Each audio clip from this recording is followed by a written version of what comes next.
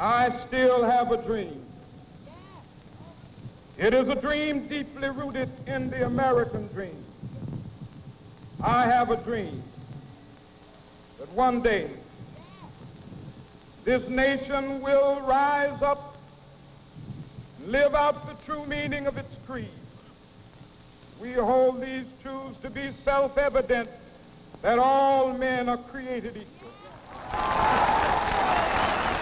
Good morning and welcome everyone to Dr. Martin Luther King Jr. Day of Giving Back 2022. I am Nisha Sinha of Hopkinton Freedom Team. Today's program honoring Dr. King's work, legacy, and call to service is hosted by HCAM TV and Hopkinton Freedom Team.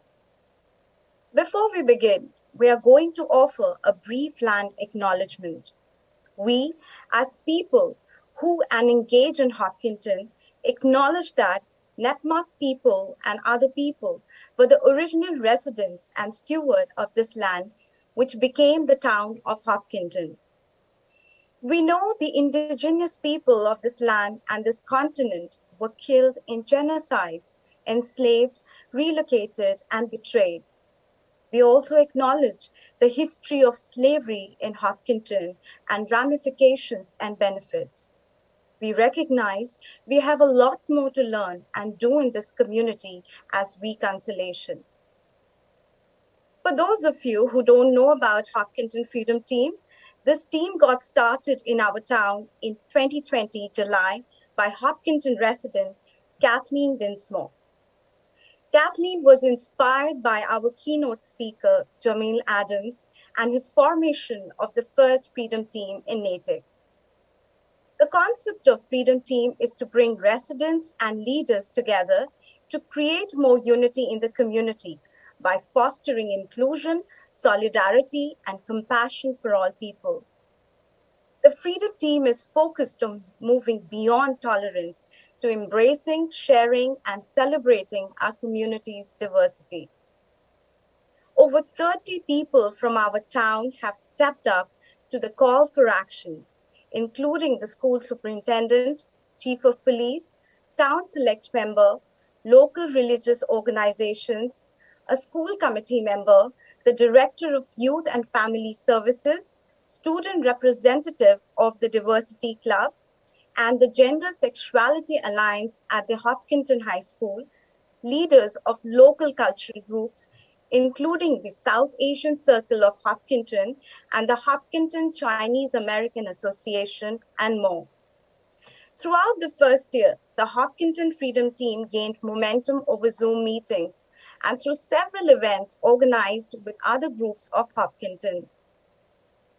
The mission of this team is to promote love, inclusion, and trust through a spectrum of programs such as educational and informational outreach, as well as support and assistance to individuals who have dealt with biases, harassment, inclusion, exclusion, mistreatment, and discrimination by using a transformative justice model. The team has provided active bystander training to learn how to stand up and speak up for one another and how to engage in hard conversations to help promote better understandings and relationships.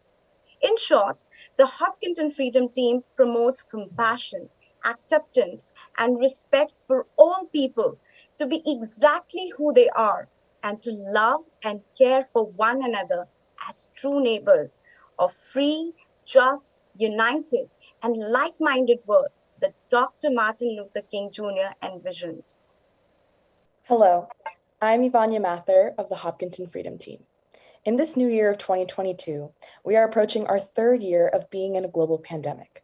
Unfortunately, we are still unable to gather together in person to honor this special day of remembering Dr. King's life and legacy for envisioning a better world, being a leader and activist for a more caring, inclusive, and united world.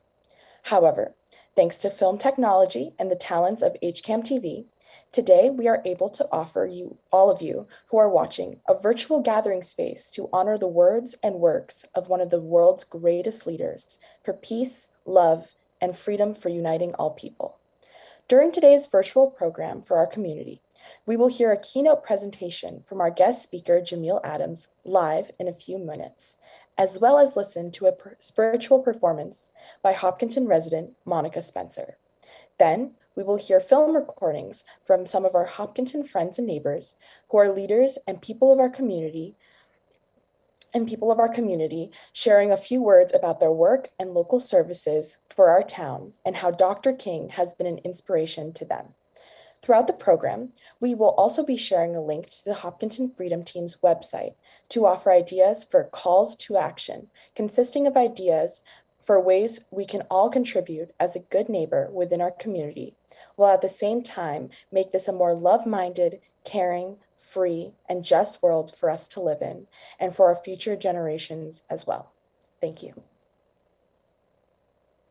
Hello, I am Cheryl Peralt of the Hopkinton Freedom Team. In addition to being an activist and leader of the civil rights era that changed our country as well as our world, Dr. King was also a Baptist minister who gave powerful sermons calling for freedom, equal rights, and nonviolence, as well as the importance of all people being of service to one another. Dr. King was also known to be a singing man and believed in the power of voice and song. The song you are about to hear, Good Lord, I Done Done, is a traditional spiritual performed by Monica Spencer, who is a gifted and beloved vocalist and vocal teacher of Hopkinton. When I asked Monica why she selected this particular song, she said, I thought about Dr. King's last speech in April 3rd of 1968 at the Masonic Temple Church of God in Christ Headquarters, Memphis, Tennessee, where he talks about not getting to the promised land with us, but having been to the mountaintop, he had seen the promised land. I think of all the marches and the speaking and the preaching and the teaching he did, not just for civil rights, but overall human rights, to know that at the end of his life, he did all he could for as many as he could. Those of us who are still here know the struggle for human rights, be they civil, voting, women's, immigrant, LGBTQ, AI, and more, and what the struggle continues, and that this struggle continues. And here's Monica sharing her song.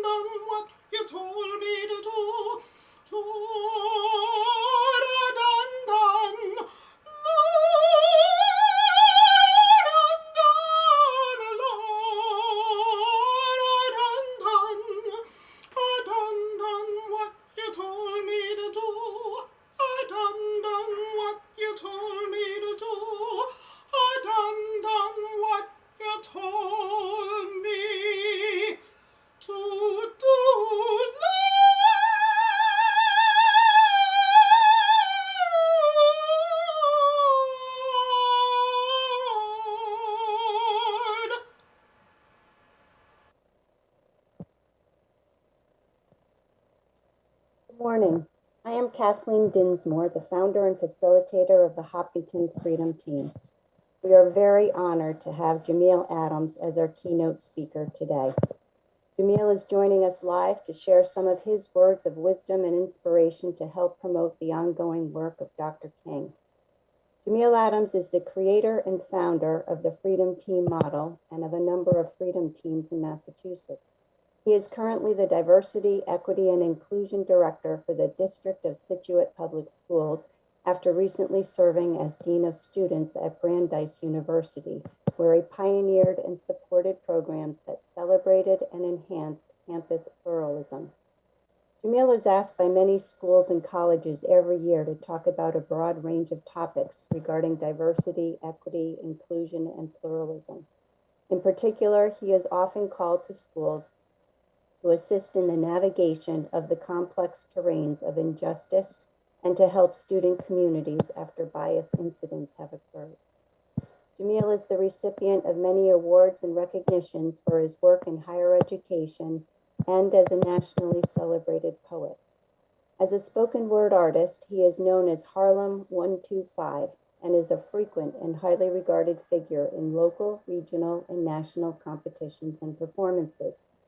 Whether it is through his spoken word performances, his poetry, the trainings and presentations he offers, or his work, Jamil brings a universal sense of love, inclusion, and trust, as well as universal freedom. I can tell you from personal experience that Jamil subscribes to the mantra, always we, never me, which is particularly meaningful as we gather today on MLK Day. It is my great pleasure and honor to introduce someone who has been and continues to be a huge inspiration to me and to the Hopkinton Freedom Team, Jamil Adams.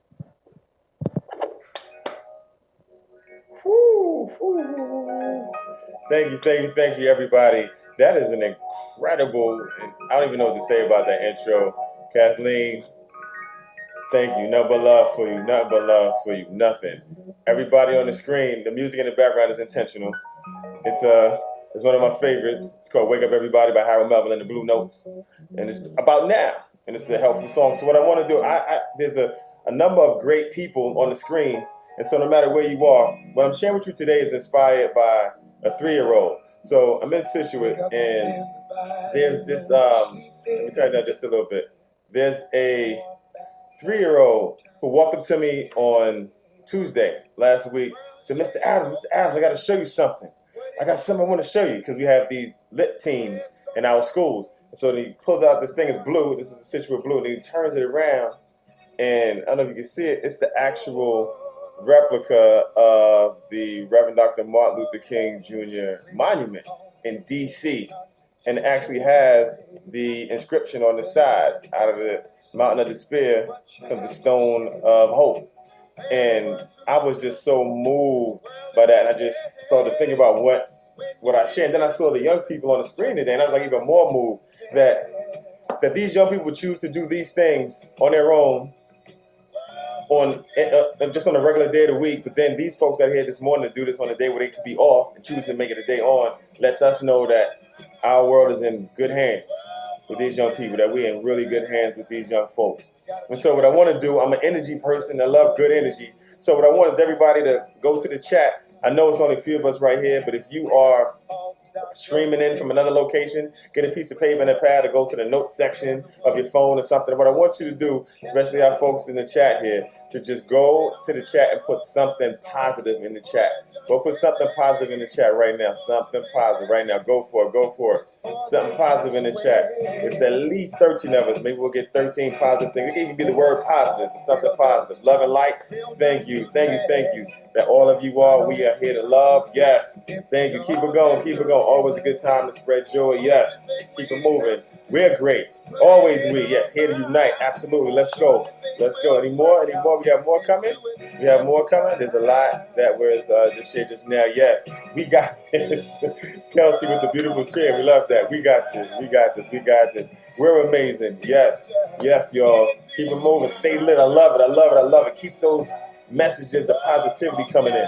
Keep that energy going, right? So now, the next thing that I would like folks to do is pull out your phones. If you have a cell phone, take out your cell phone. Now, this is especially, I'm going to tone it down just a little bit more again. Now, for the folks who are streaming in, you can do this as well. Take out your cell phones. Take them out right now.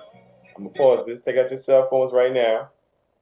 And what I would like for you to do is get to a place of thought where your head and heart are in a happy place, in a motivational place, or in a space of love, or in a space of unity, in a space of community. And what I want you to do is if you're with a group of people, you can do it with a group, or if you're by yourself, do it with yourself. I want you to take a selfie. Take 3 selfies. Take 3 selfies. Go for it right now. Take 3 selfies. Go. 3 selfies. Go. 3 of them. 3 of them. I see you, Cheryl. I see you, Kathleen. Young folks, let's go. Come on, Veer, Mateo, Devin. Come on. I see you, Nisha. I hope I get people's names right. Srikara, come on. Let's go. Take some selfies. Alendra, you're gonna hook us up. Here we go. Okay, great. Take those selfies. I see you, Vanessa. Kelsey, take that selfie and get that chair in there. All right, take those selfies. Take 3 of them. 3, right? Now that you've taken 3 selfies, and even including people that are streaming in from other places, you should have taken 3 selfies by now.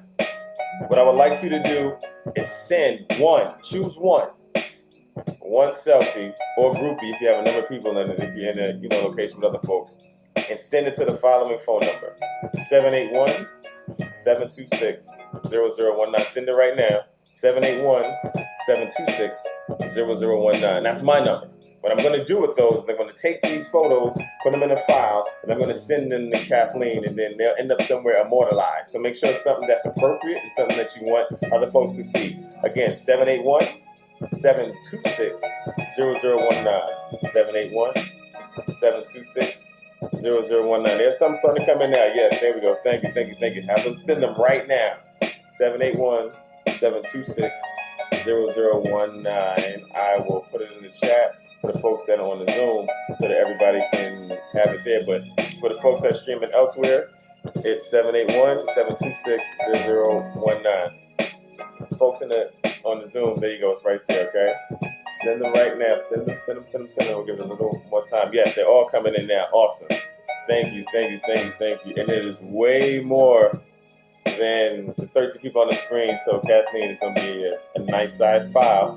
Thank you, people. Thanks for vibing with us and connecting with us as we come together in community and unity. So now, this is what's going to happen, all right? Being that we're digital, that does not mean that we are divided, or divisible. Not at all. We are in community, folks. We're going to move together in that energy. We'll be present for each other. We'll be there to listen to each other, and we'll be there to grow with each other. And I promise I'll be done in at least 3 hours. Just joking. I know I got 15 minutes or so remaining, and we'll use the best way of our time if that's possible. So understand, we come into this space with any number of experiences in our lives.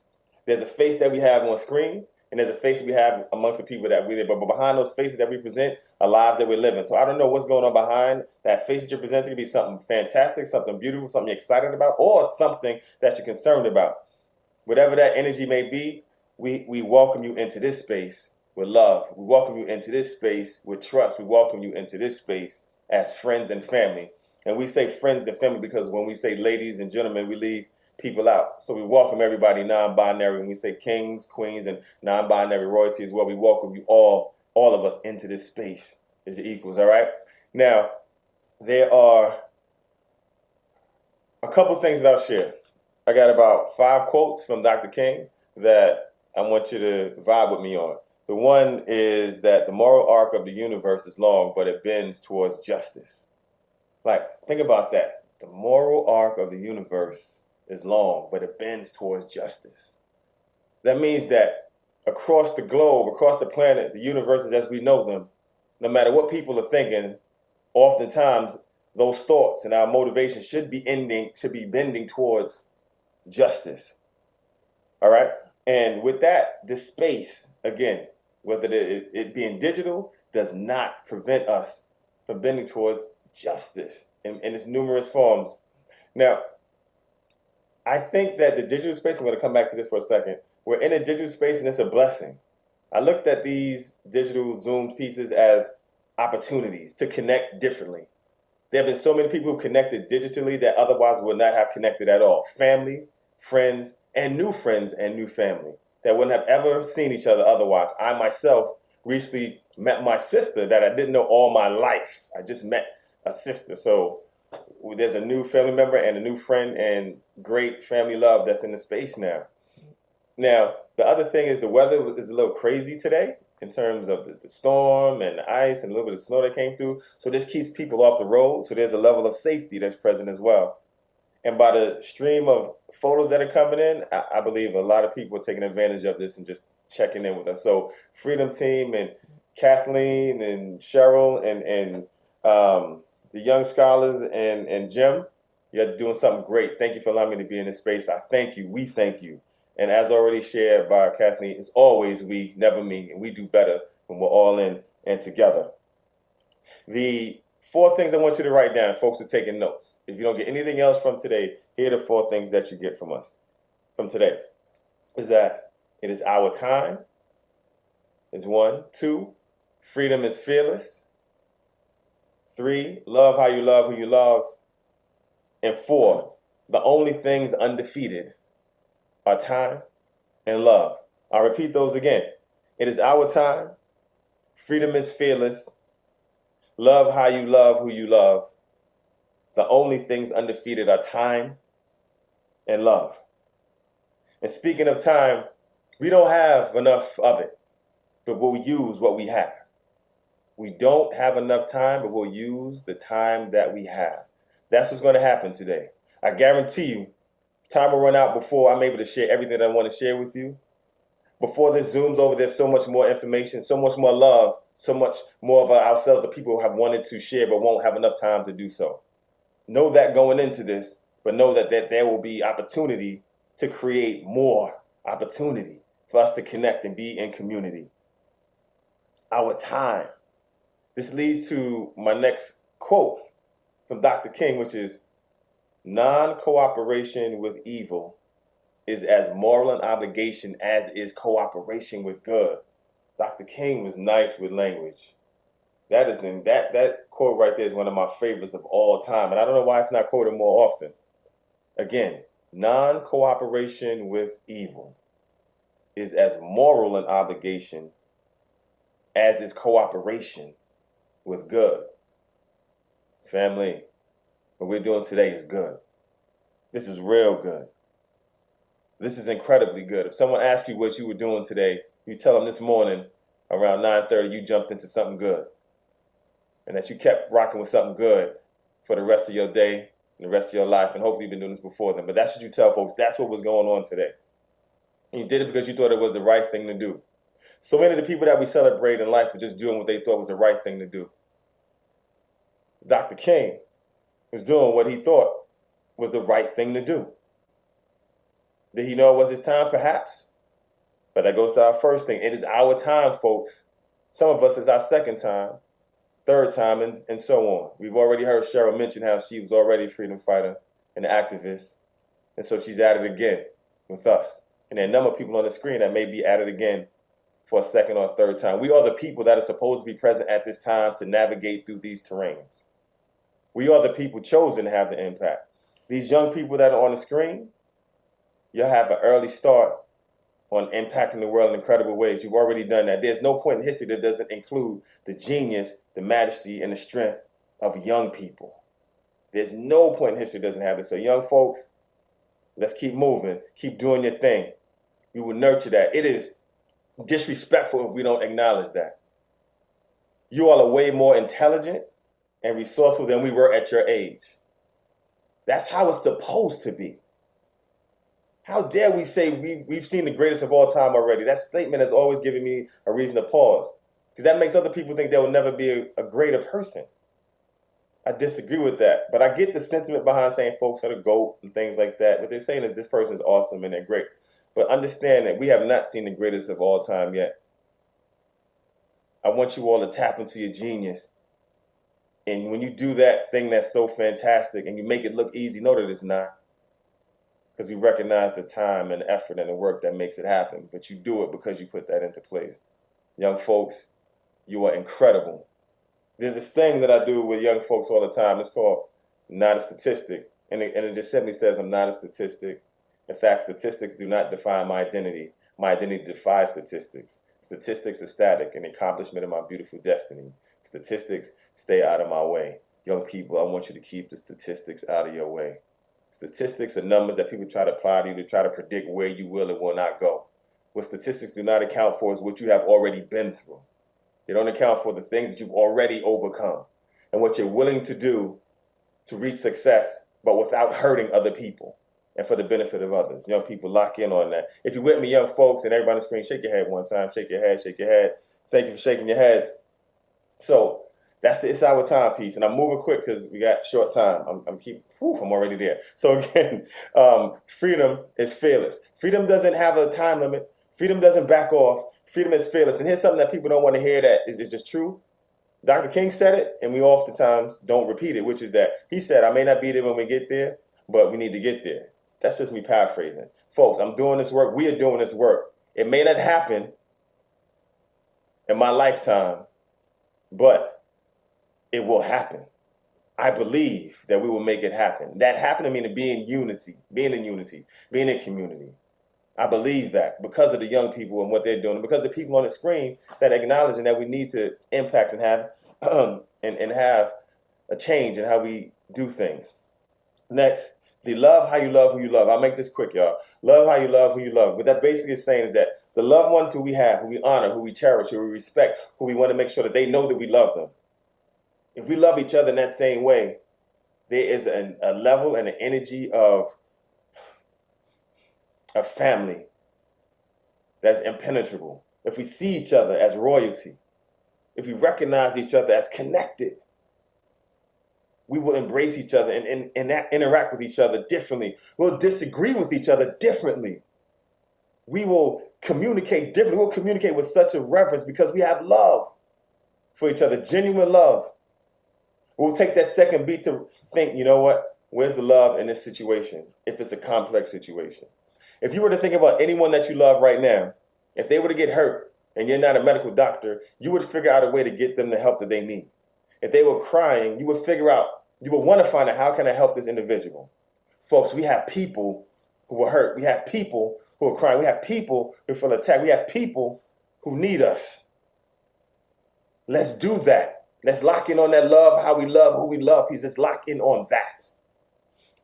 And we're going on to the last piece of our time here today is the only things undefeated are time and love. I've never seen love lose. Never. I've never seen love lose.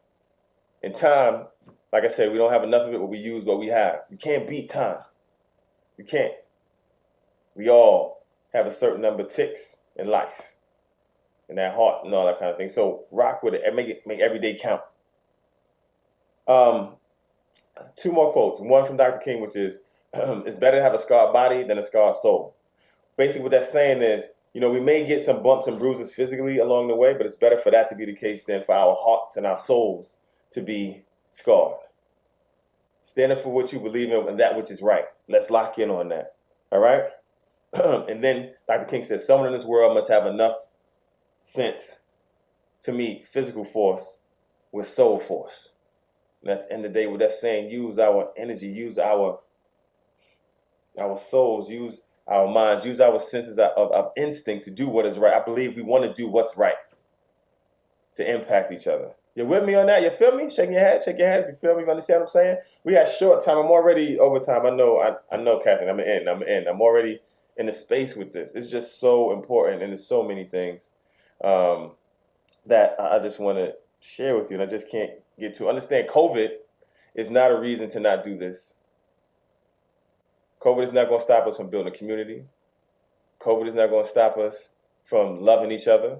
COVID is not a reason to not fight and stand up for justice. It is not. So we cannot use it as an excuse. Young people, you hear that? Young folks? Yep, thank you, young folks.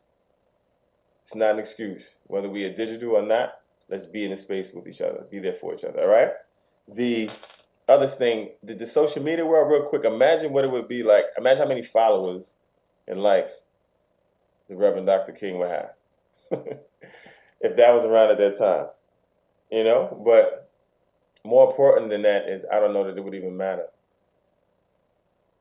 because we redefine these terms in ways that have lessened their impact. I want us to bring back the genuine article of their meanings. To be a friend is to be there for someone, not just someone you clicked on the screen. For every leader, they're incredible followers, and we give that word follower a bad rap. It takes work to be an accomplished follower, and to be a follower is to be a leader of a different sort.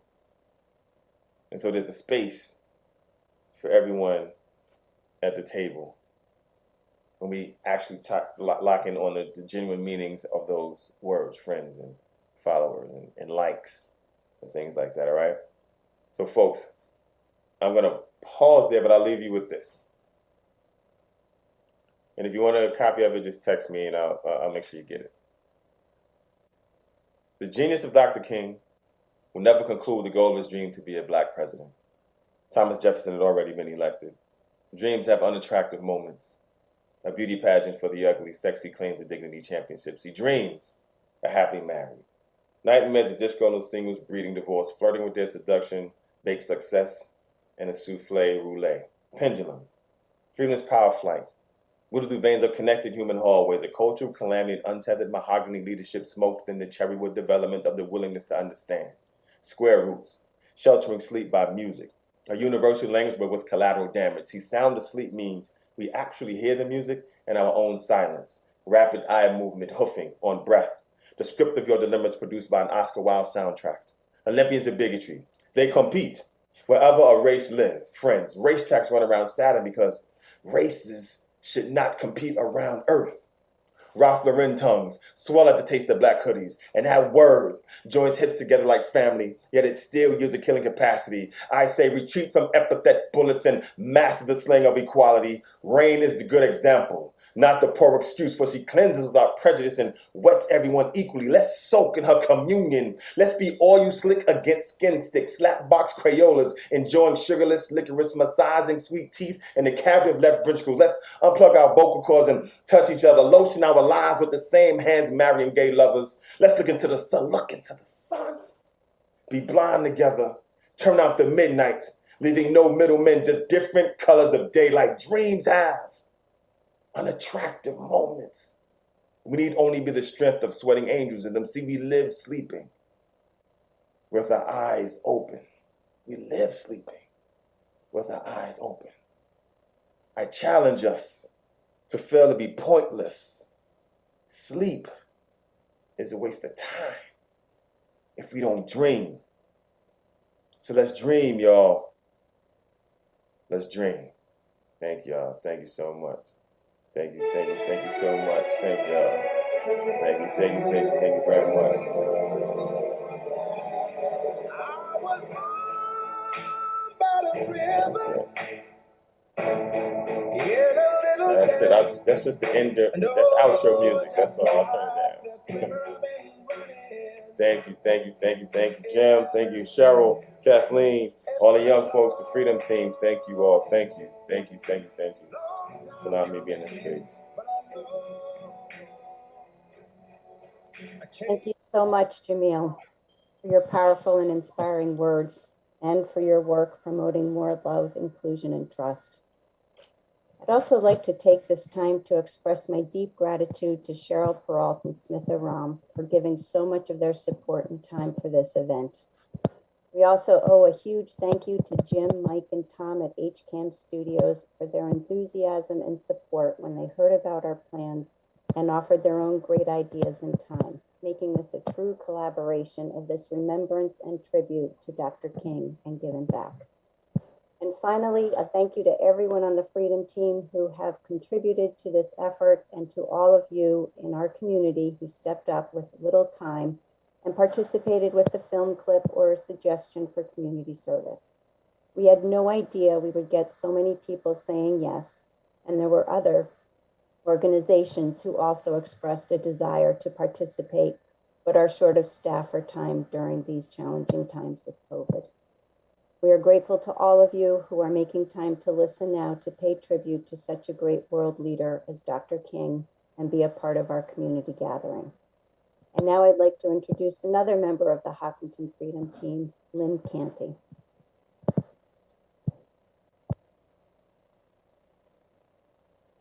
Only a child can see with clarity that which we cannot. The politics and humanity cannot yet cloud their thoughts. So let them speak and let them lead. There is power in their voices. We must guide and we must listen. It is the wiser of the choices. No one knows about the power in the voices of our youth better than the principal of Hopkins Elementary School, Vanessa Bolello. She's here today to introduce some of our future leaders as they come before us with inspirational words by Dr. King. Thank you, Mrs. Canty. Thank you, Lynn. Great to see you again. I am honored to be here with 5 members of Hopkins Principal's Cabinet.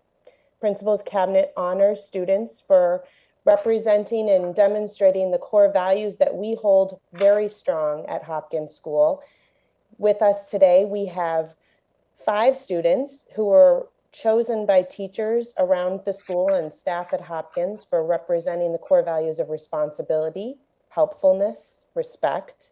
Coming up next month will be our Principal's Cabinet for empathy. So we think of the values of Dr. King, and our values at Hopkins School certainly are matched with Dr. King's words and ideals.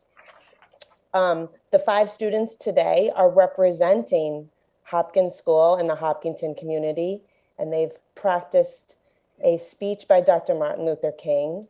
I'd like to welcome Shrikar Nimagata, Veer Munjal, Devin Streak, Mateo Dominguez, and Kelsey Cooper.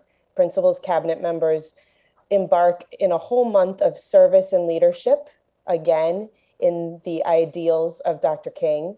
And so I think nothing better than for them to speak the words of Dr. King today. So Shrikar, if you can all unmute and go ahead. From the Drum Major Instinct, sermon by Dr. Martin Luther King Jr., 1968. If you want to be important, wonderful.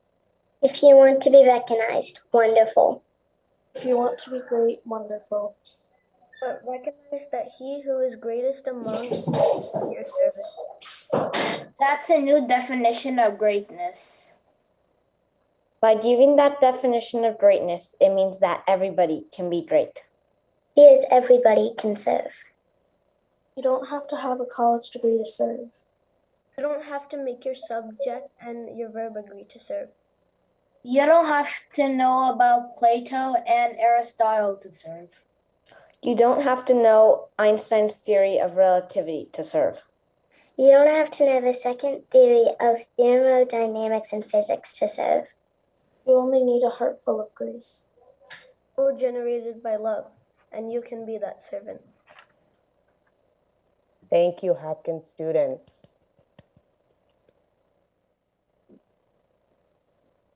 Thank you to the Hopkins School students and their amazing principal, Vanessa Bolello, for being a part of today's program.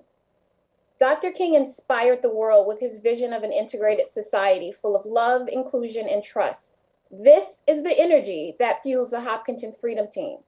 We aspire to not only be the change we wish to see in the world, but to also lead by example along the journey. We've heard from our youth, and if you weren't moved by that, I don't know what to say. Now, let's hear from our community on why the work and legacy of Dr. King has been an inspiration to them. Let's hear them as they come. Thank you, Hopkinton, for inviting me to participate in your Martin Luther King Day ceremonies. The Reverend King envisioned a more perfect union, one in which Americans were judged not by the color of their skin, but by the content of their character. As we march towards that ideal, we must commit ourselves to protecting and expanding the franchise. The Reverend King and his fellow activists in the civil rights movement, including the late Congressman John Lewis, knew that the franchise was so critical to the health of our democracy as to be near sacred. Unfortunately, it's under threat today. To restore it, we must pass the Freedom to Vote Act.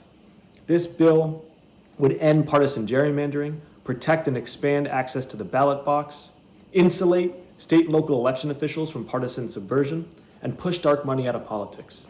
It will strengthen the sinews of our civic life and protect our democracy for a generation to come. Good morning. My name is Muriel Kramer. I have lived in Hopkinton over 30 years, and I am currently serving on the select board. I really appreciate the opportunity to be here this morning, and I so appreciate all of you who are here honoring Dr. King and Dr. King's memory in this way. I've been thinking a lot lately about the ways we might work together to strengthen our community, support each other, and build together towards the future we really want to see. These are uncertain times for many reasons. Many feel anxious, overwhelmed, and even exhausted by the demands of the ongoing health emergency. And I think we are all operating a little bit past capacity, with many who may be truly struggling, sometimes in ways we can see and know about, but often not in obvious ways. How do we help each other when on some level we are all struggling? Dr. King said we must learn to live together as brothers or perish together as fools, and there's wisdom in his words. I'm asking today for listeners to think about ways we can build and become a community that really works and strives together, to become a community that welcomes and supports others across the differences we may also experience. How do we communicate to our neighbors and our youth that they are both safe and welcome here if they represent a community of color or identify as LGBTQIA or are struggling economically, just as examples? How do we engage with each other constructively if we have wildly differing viewpoints, backgrounds, or politics? To make decisions for the good of us all, how do we instill resiliency and civility in our children when the world around us feels angry and even hostile at times? I really so wish I had the answers, but of course I don't. But together we do, I know that. I want to invite and challenge listeners to share their ideas with community leaders. What is it that we need to know about meeting the needs of our community members that will help us do better work for the greater good of us all? What are the conversations that need to happen? How do we help? What is the vision for Hopkinton that you hold most dear?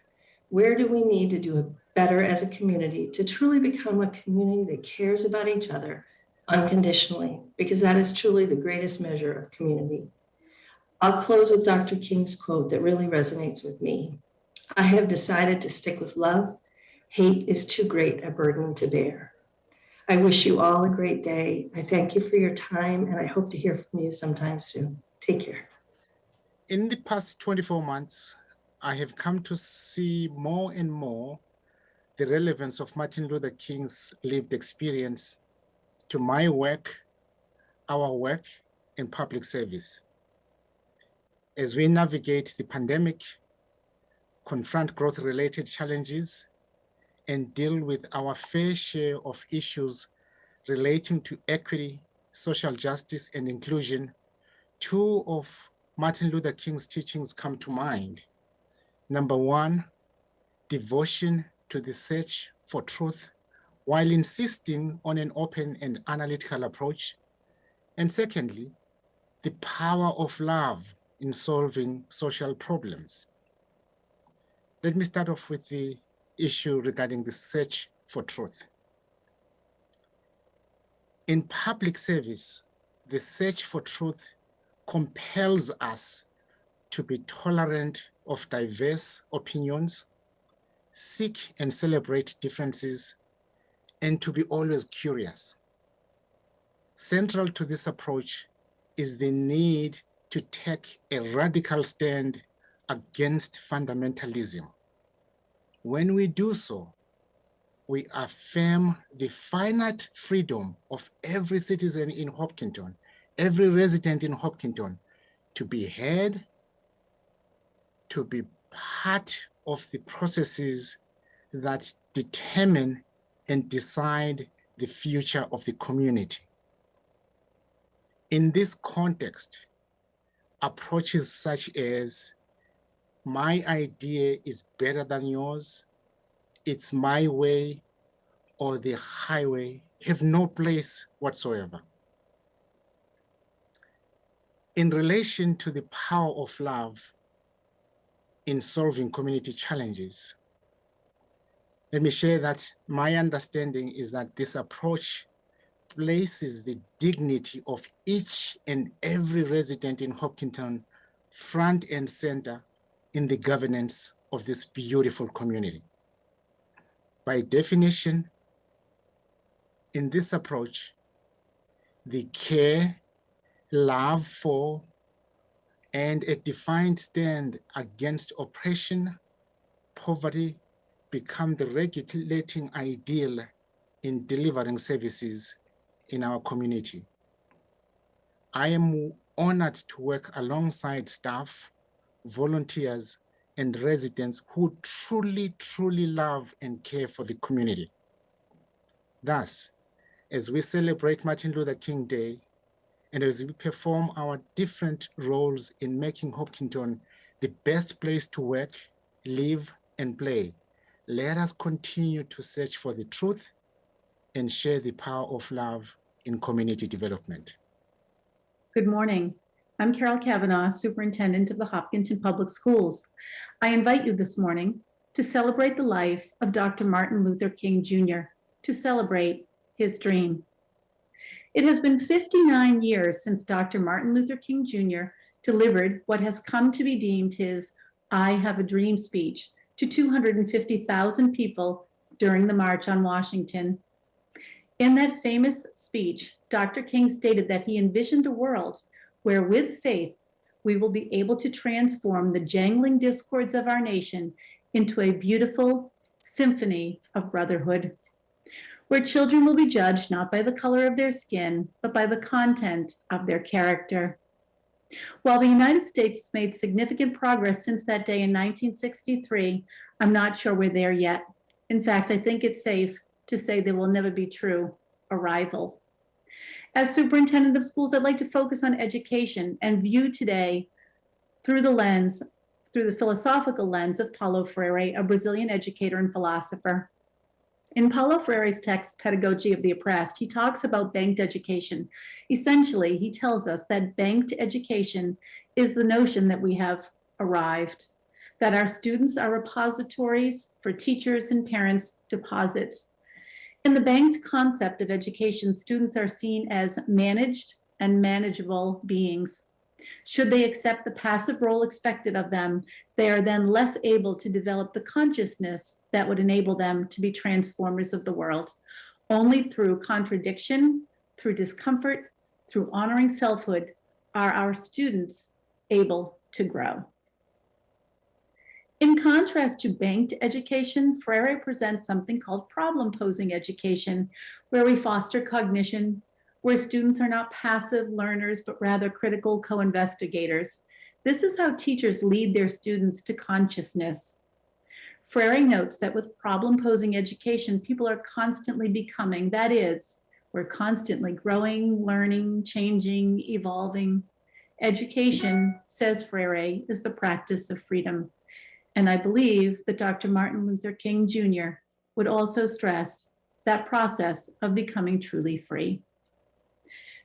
Just today, and you know this is pre-recorded, I had the opportunity to visit the Marathon School, where a highly proficient first grade writer composed a letter to a friend, where students created villages of blocks and built a narrative to accompany it that was just as engaging as the physical structure, where library shelves offered texts on Chinese New Year, where students of different ethnicities and races and sizes and shapes and hairstyles and clothing gathered at tables and worked together, much as Martin Luther King Jr. imagined or as Paulo Freire extolled. Today, I want to celebrate the Hopkinton Public Schools in the context of Dr. Martin Luther King Jr. Day. In our schools, where teachers, administrators, and staff help our students to look at the world through disparate lenses, through lived experiences, through shared lived experiences. As Hopkinton's demography continues to change, so too must its public schools and those who inhabit our community. The work is wonderful, the work is ongoing, and that is our work going forward In the words of Dr. Martin Luther King Jr., I encourage Hopkinton to find its dream, to find it today for its youth and for its entire community. Good evening, fellow Hopkinton residents. This is Namrata Mathur, a proud resident of Hopkinton, here with you today on Dr. Martin Luther King Day with a small contribution of a poem that I've written in honor of Dr. King. A man of such great wisdom, he's left us with quotes and words and his actions that can guide us every single day towards a better tomorrow that is laced with equality and with justice and with peace and love. With that said, here's my poem in honor of Dr. King. It's called Color. Why must color divide mankind? If we choose the color of the clothes we adorn, then why must we begrudge the soul for the color of the body to which it is born? Unbearable to think we can be so shallow. When we stop at the color of the skin, we don't take the time to seek within. For if we do, we shall see there is no difference between you and me. When happiness, love, peace, and equality win the day, we will unite in the very best way. No power in the world to divide us then. Humanity will take flight and spread its wings, and all mankind will fit within. I hope those words resonate for you. I'm going to leave you with a quote from Dr. King himself, where Dr. King said, "I decided to stick with love." I hope we can all do that every time we make a decision. I hope we can purposefully live by his quotes and be inspired by all of his actions and all of the wisdom that he left us with.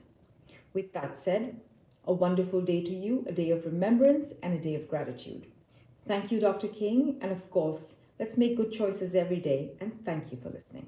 Hi friends, Sarah here, I'm pastor in Hopkinton.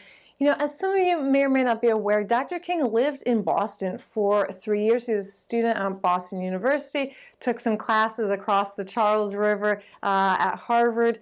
Coretta Scott was a student in the New England Conservatory of Music. When they married, they lived where some of you may have lived in Newton, Mass before y'all moved out to the burbs.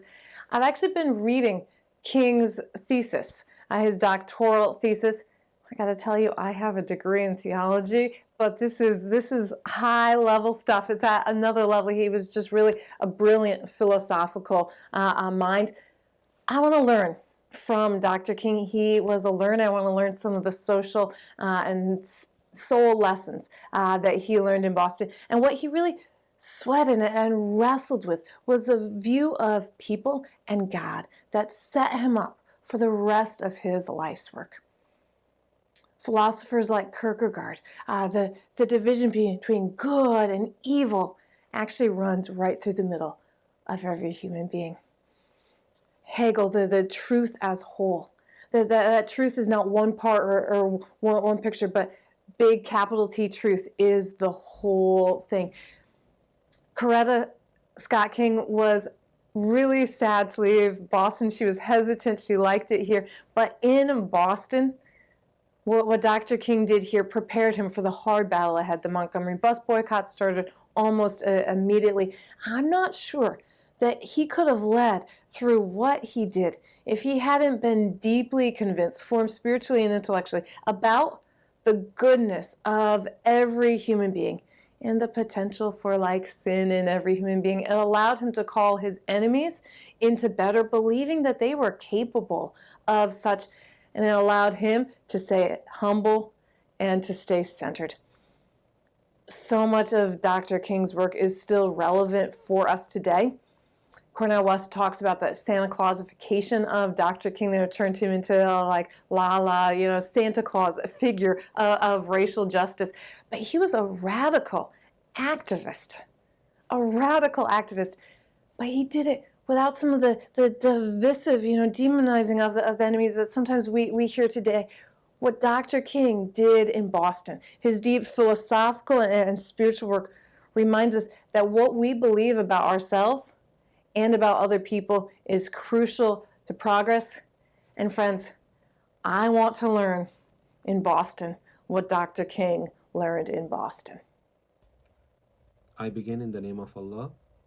I begin in the name of God, the most beneficent, the most merciful.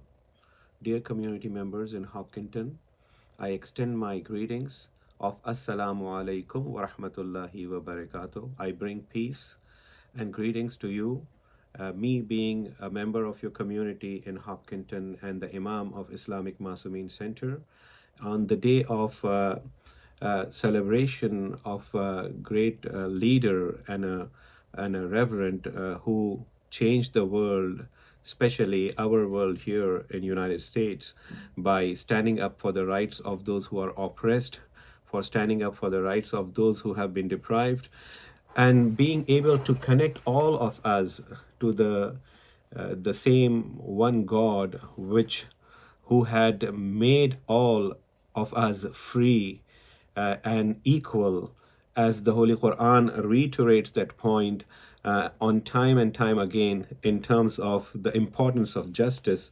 If I share verses of Holy Quran, God talks about it in Holy Quran also. وَأَقْسِطُوا إِنَّ اللَّهَ يُحِبُّ الْمُقْسِطِينَ. Do justice, indeed Allah loves the just. Justice is a value that is enshrined in our being and in our existence as human beings, that we want justice, and God also loves justice. God wants the society to be just, and Martin Luther King stood for justice and stood for those who were oppressed, and that is what inspired all of us of all traditions and all faiths to celebrate the day when Martin Luther King passed away. Another verse of Holy Quran that I can think of is God says, وَإِنْ حَكَمْتَ فَحْكُمْ بَيْنَهُمْ بِالْقِسْطِ إِنَّ اللَّهَ يُحِبُّ الْمُقْسِطِينَ. If you judge between them with justice, indeed Allah loves the just.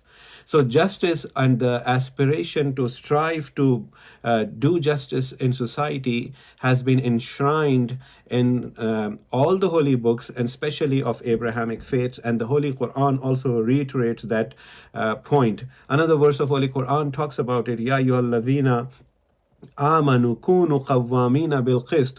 O you who have faith, be the maintainers of justice. So being a maintainer of justice, aspiring for justice, and Reverend Martin Luther King stood for that value, and that therefore he will never die and would live in the hearts of all those who aspire for justice. And then another verse of Holy Quran talks about it. "I'dilu huwa aqrabu littaqwa." Be fair and be just. It is nearer to God-wariness.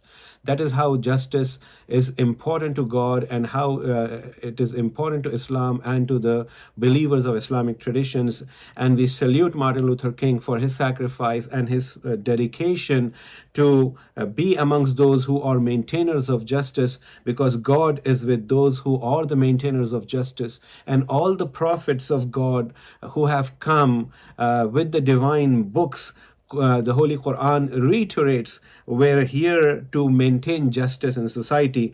As God says in Holy Quran, لَقَدْ أَرْسَلْنَا رُسُلُنَا بِالْبَيِّنَاتِ وَأَنزَلْنَا مَعَهُمُ الْكِتَابَ وَالْمِيزَانَ لِيَقُومَ النَّاسُ بِالْقِسْطِ. Certainly we sent our apostles with manifest proofs, and we sent down with them the book and the balance, so that mankind may maintain justice.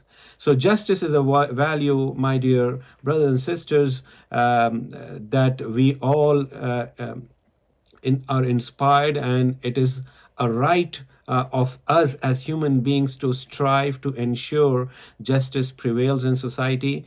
And we definitely miss late Martin Luther King, but the value that he had enshrined in the hearts and the souls of all of us will keep us marching towards the dream that Martin Luther King stood for in his I Have a Dream speech. Thank you very much, and I pray for all of you and the well-being of all of you, especially in this pandemic, and for the whole of our community. Wassalamu alaikum wa rahmatullahi wa barakatuh. I extend my peace and greetings, and goodbye now. Thank you. It was in 4th grade that I was first inspired by Dr. Martin Luther King Jr. While accepting the Nobel Peace Prize in 1964, MLK said, "I have the audacity to believe that peoples everywhere can have 3 meals a day for their bodies, education and culture for their minds, and dignity, equality, and freedom for their spirits." As a 9-year-old, these words resonated with me, and I wrote my essay back then that I'm inspired to help the people that can't go to school, to feed the people that don't have food, and to stand up for people when they are being mistreated. Over the past 6 years, MLK's words inspired me to always care about those in need, stand up for others, and volunteer in my community. With all the challenges that our nation has endured in recent years, I remember MLK's words to not remain silent in times of moral conflict, realized the need to reach across the divide to have open dialogue, and founded the Current Events Club at school to openly share our thoughts and listen to each other. It was MLK's words to genuinely care about what matters to all humanity that inspired me to serve as an ambassador of change at a foundation called Ekadamor, which means one step forward, and we serve the students in India and Nepal. It's rewarding to get to know students across the world and help develop innovative educational initiatives. MLK's message of service prompted me to take a youth leadership training and serve as the secretary of the Hopkinton Youth Commission to help youth and families. Mental health is one of the biggest challenges of our time, and I'm learning more by taking a college course on drugs and society and an internship in clinical psychology and serving on the Substance Abuse Prevention Task Force in Hopkinton. MLK's message on equality inspired me to partner with the high school administration on diversity and inclusion and champion celebrating young women on Women's Day. Let me conclude with an MLK quote. "Life's most persistent and urgent question is, what are you doing for others?" On this MLK Day, let us have the audacity to dream and the moral courage to do what is right. Let us stand up for change, equality, fairness, justice, and hope. Let us see the good in others, have faith in our future, and come together to serve the community. We have been hearing from a number of people who have spoken from the inspiration of Dr. King and taken it into exactly who they are and melded with it, given purpose from being oneself and being inspired by a great leader of the world like Dr. King and making themselves shine out in the world from his teachings. We will hear from a few more people from our community in a few minutes, but I am here right now to offer a story of how Dr. King once joined us at the Hopkinton Public Library one year on this day, honoring Dr. King, with a song to follow. Back in, I believe, 2015, I was asked to organize and host a program at Hopkinton Public Library for Dr. Martin Luther King's Day of Service. I had invited about 10 or 12 friends from the performing arts community to join me in this program, volunteer their time, and they came from different places in Massachusetts to participate in this program of tribute. What we didn't count on was an epic snowstorm. Stormy like today, but a lot more snow, really heavy snow. Yet everyone showed up who was invited to be a part of this program, from Andover, from Dedham, from Newton, other places as well. Unfortunately and understandably, very few people from Hopkinton community were there, maybe a handful who came to listen. I remember from my own experience trying to balance the shock of a sudden intense storm and trying to steer this situation forward, aware that these friends have come from near and far for the program despite the storm, when I thought it was tough enough to drive down the street from HCAM Studios in a program at the time. And also, meantime, very few people were there. The driving was bad. Should I send everyone home? Should I feel angry no one came? Should I feel guilty and ashamed that I failed in some way? I let that go, and that permitted the program to grow and make it the best possible offering of songs and poems and stories in remembrance and honoring of Dr. King. No one was there for the money or fame. It was a true community circle who cared about the great work of Dr. King and wanted to give back with exactly being who they were, each different, and giving what they loved to do. And I remember it was quite something, what inspired the power of that experience. It was this incredible intimate circle of heartfelt, beautiful offerings of songs, poems, and stories. And I felt in a way the experience of the whole event was powerful and special for who we all were. And I had this strong awareness that Dr. King was there with us in that room in some way. All of us with different contributions, all of us truly listening and learning from one another as well.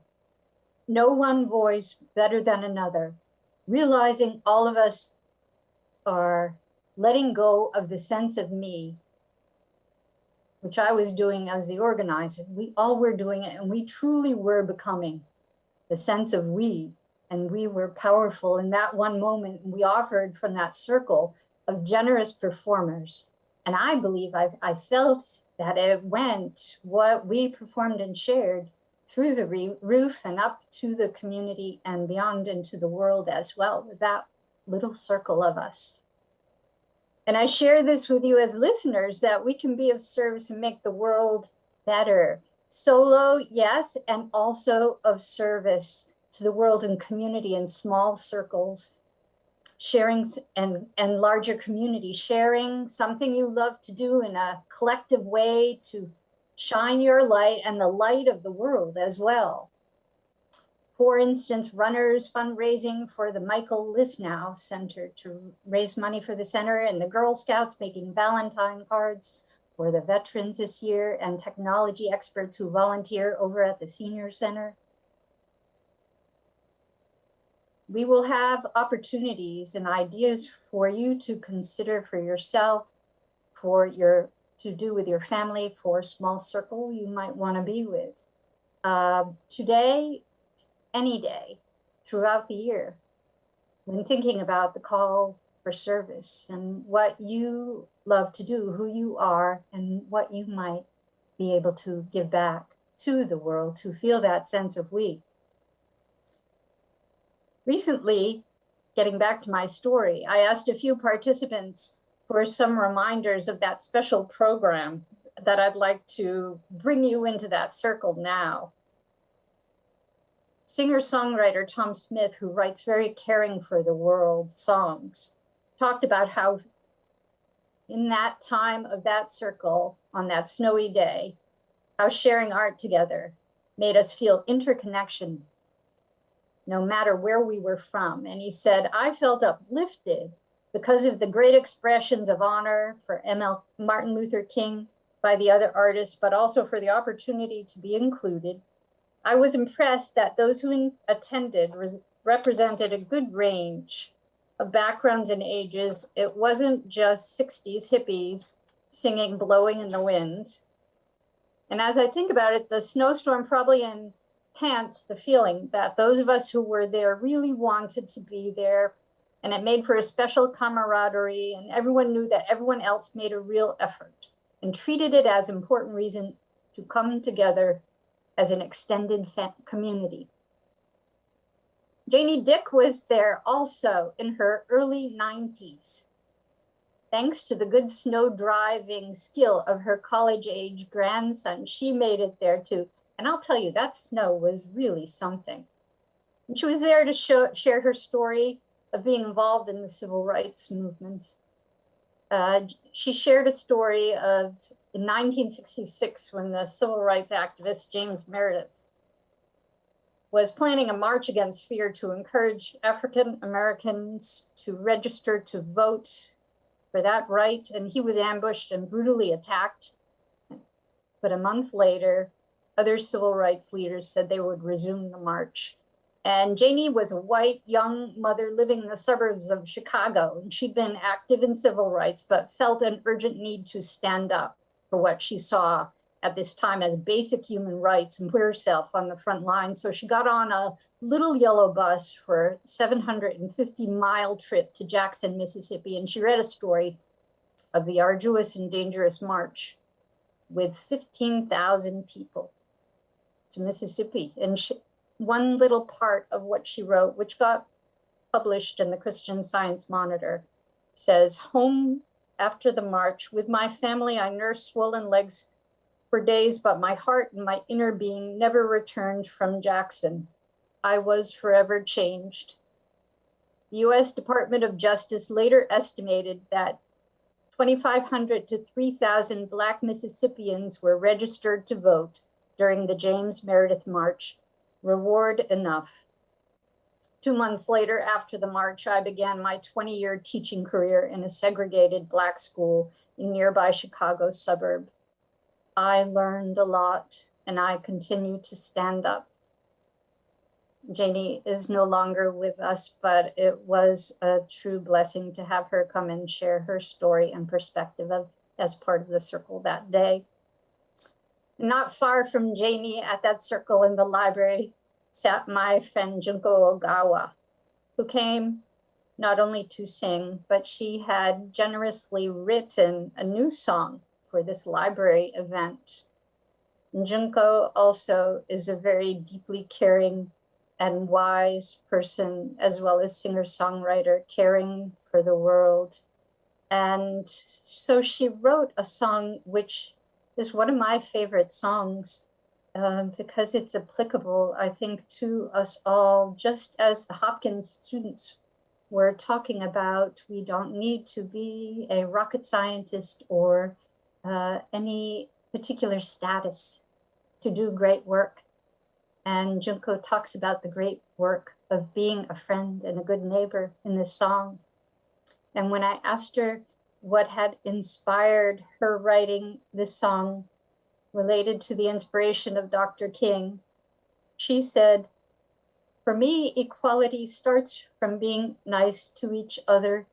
I hope that is not too short and too simple, but Dr. King's life and dedication for civil rights inspires me to start from there. Just start to be nice to each other with people around us first." And that was Junko's message of our song, which we're going to share with you, titled "Hey, My Friend," before we get to some more of community members. And I just invite you to listen to her lyrics there and consider them as an ongoing call to service individually ourselves. Words like, "Hey, my friend, give me helping hands when I'm down. I couldn't stand on my feet alone. I heard you had some trouble. Let me know there's something I can do for you. Hey, my friend, we've been hurt before. We're the same, so much more than different." And then she has a chorus, which is like a remedy, like a mantra, a message we can remember also of being a friend, a neighbor to everyone around us. So I'd like you to hear that song that was debuted that day. This is a later performance of it with Junko Ogawa.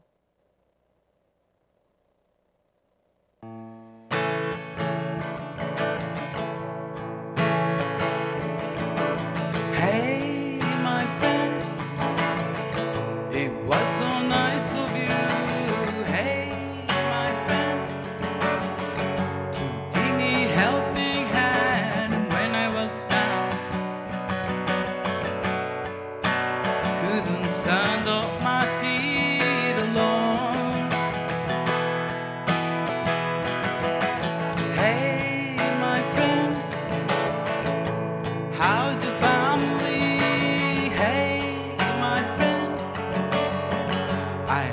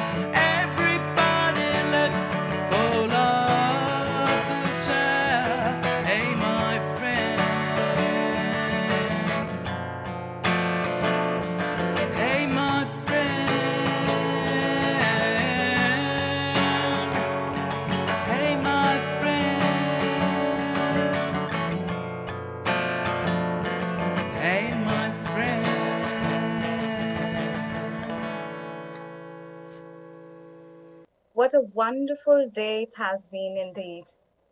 The important work of Dr. Martin Luther King Jr. was and is monumental for our country and our world, and his legacy can continue onward with each of us as we give back by making our present and future world better with love, inclusion, and trust as a caring neighbor.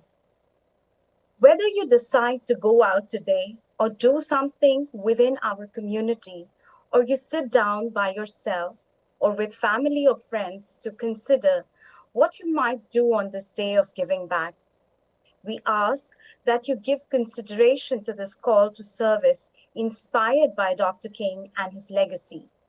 To give this some thought, make a plan and decide to engage in some call to service, whether it's today, tomorrow, or in an ongoing capacity. The suggested calls for action will be posted on HCAM TV website and the Hopkinton Freedom Team website, as will a link to the recording of today's event. Now, I would like to invite you to join us in hearing some words from our community leaders and service providers about some of the services in our town. Thank you from the bottom of my heart and on behalf of the Hopkinton Freedom Team for being here in our virtual community on this 17th day of January 2022, on this Dr. Martin Luther King Jr. Day of giving back to Hopkinton.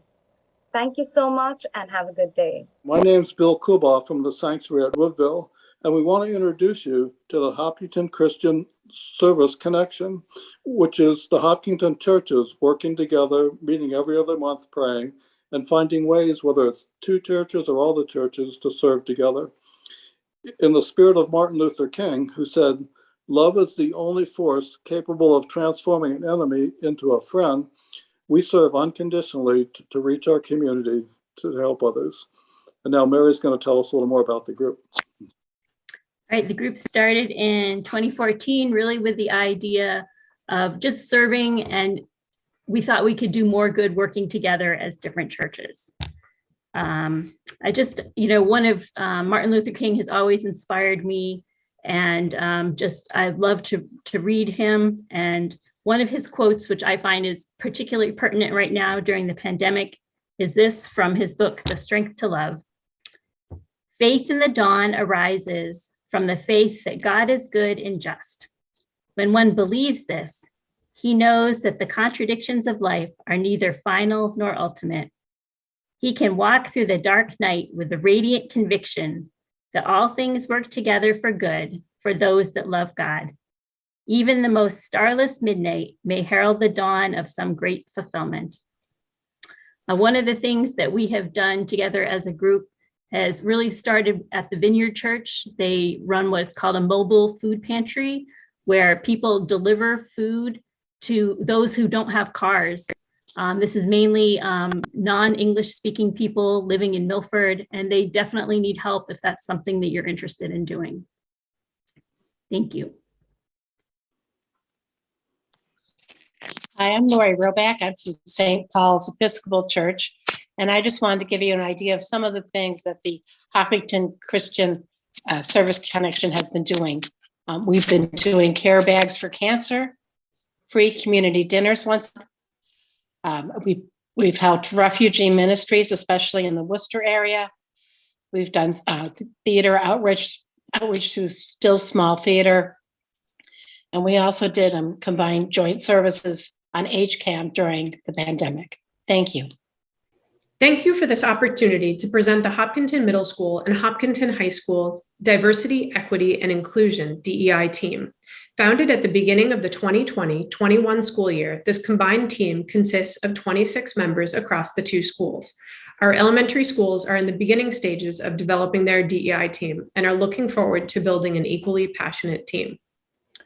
Our mission is to develop open-mindedness and curiosity, foster a compassionate environment, speak up and be bold against injustice, practice inclusiveness and empathy, embrace, celebrate, and appreciate diversity, and be humble and engage in civil discourse as we work towards peace in our community. So far, we have been able to provide professional development around DEI-related matters in our schools, celebrate our diversity through the arts, amplify student voices, and begin examining our curricula for bias. In the future, we are looking to heighten awareness of the importance of inclusion, find new ways to celebrate and honor diversity, and better the overall school experience for each of our students. There are many reasons why the DEI team was formed. For me, it was about making our schools as inclusive as possible and embracing our diversity. I want Hopkinton Public Schools students and staff to know we honor their identities and that our schools and greater community are better because of the richness that they bring. The DEI initiative is important for me because the community environment around us is quickly changing, and it is important for us to move in sync with the world around us. I believe that it's important to continue educating ourselves by understanding the world from other perspectives, having deep conversations about DEI-related topics, and remaining curious about the differences in others. When I think about what brought me to the DEI team, I think of the importance of creating not just a safe space for all students and staff, but a comfortable and exciting space designed for each and every person that celebrates them as they walk through our doors. Our school should reflect all of our students and staff. As we progress in our DEI work, we must remember that it is all about the journey, not the destination. In Martin Luther King's famous "I Have a Dream" speech, he preaches, "Out of the mountain of despair, a stone of hope." The Hopkinton Emergency Fund is a nonprofit organization whose mission is to provide temporary financial assistance to residents of Hopkinton through collaboration with existing service organizations. Several human service organizations exist in Hopkinton, whose missions are to assist those in need with food, clothing, and other necessities. These local organizations have limited funds available in order to help clients pay bills for critical needs, such as healthcare, car repair, rent, and more. With most organizations offering either distinct services or limited funding for very specific needs, many people in Hopkinton who experience financial emergencies fall between the cracks. This often leaves service organizations unable to provide monetary assistance. This is where the Hopkinton Emergency Fund comes in, acting as a safety net for these individuals, a stone of hope in times of struggle. In the past year, the Hopkinton Emergency Fund has awarded nearly $7,000 to support 9 individuals and families with emergency needs that our partner organizations could not afford to cover themselves. Some of these emergency expenses, including repairing a car engine for a senior citizen who relied on her car for weekly doctor visits, and assisting with a rent payment that prevented a Hopkinton resident from eviction. If the organizations in Hopkinton cannot provide someone with financial assistance for a specific need, either individually or by splitting the costs as a group, they will submit a referral form to us that explains the situation and amount needed. Our grant committee will review the application and, if accepted, will write a check directly to the business vendor who is performing the service for a person in need. Under this system, we confidentially support our neighbors, friends, and family when they are going through challenging times. In the spirit of MLK Day, the Hopkinton Emergency Fund's call to action is to buy gift cards for human service organizations in Hopkinton, such as Hopkinton Youth and Family Services, Project Just Because, St. Vincent de Paul, and the Senior Center.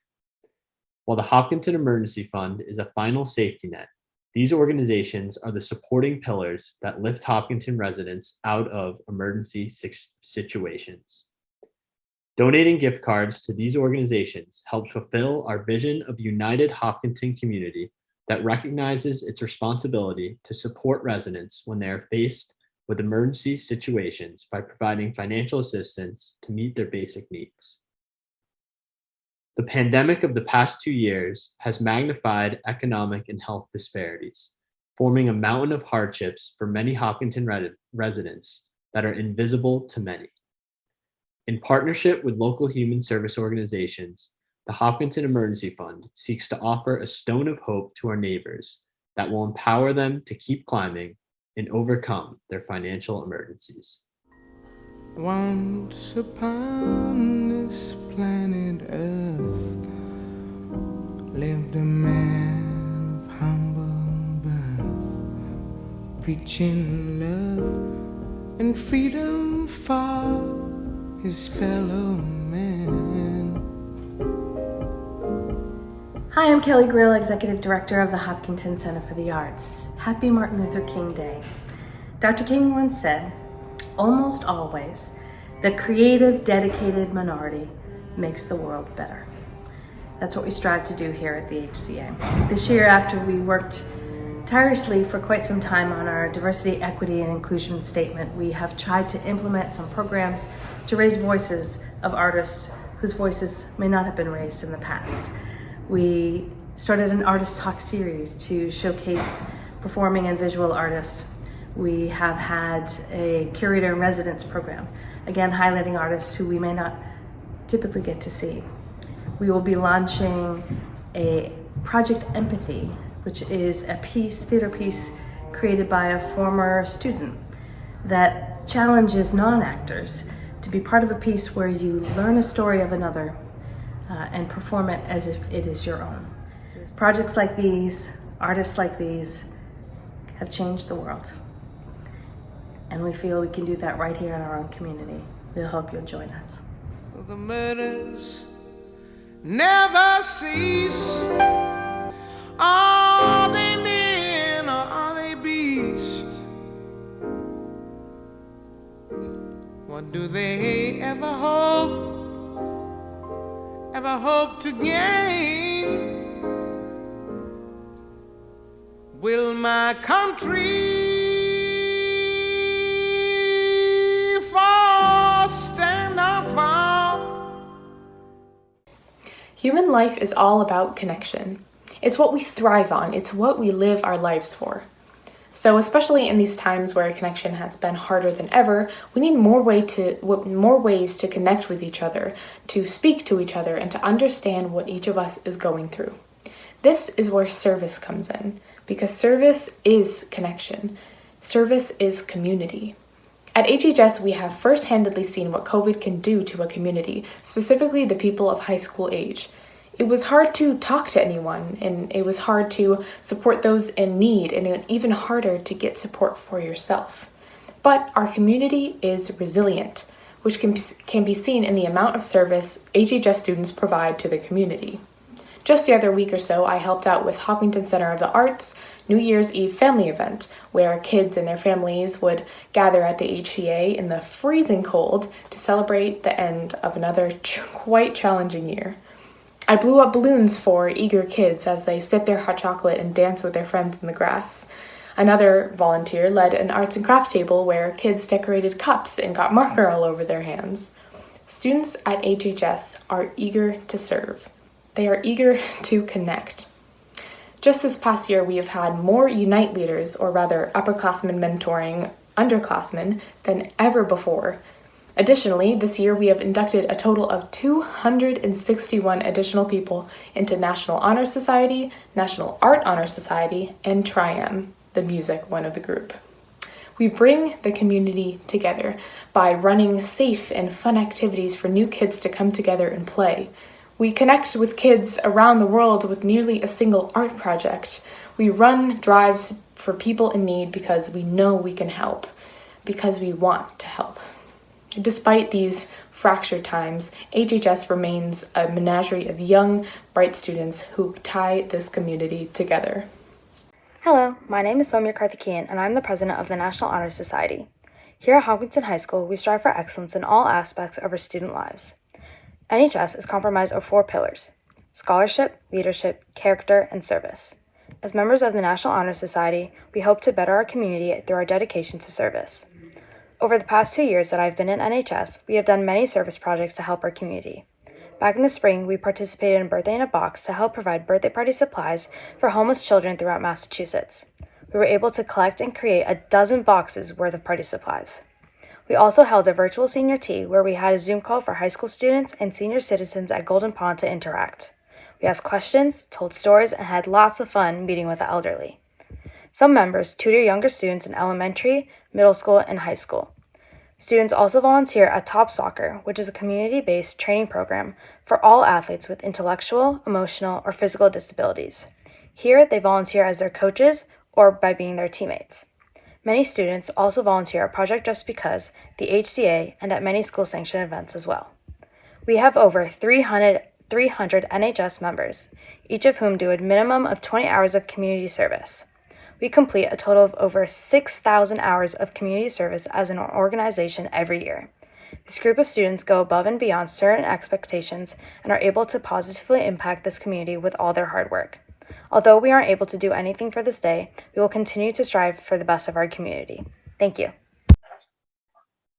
My name is John Palmer. I'm the president of the Hopkinton Historical Society. My remarks on this solemn day of remembrance are about two great Americans whose fates are intertwined by racial tragedies. They are Abraham Lincoln and Martin Luther King.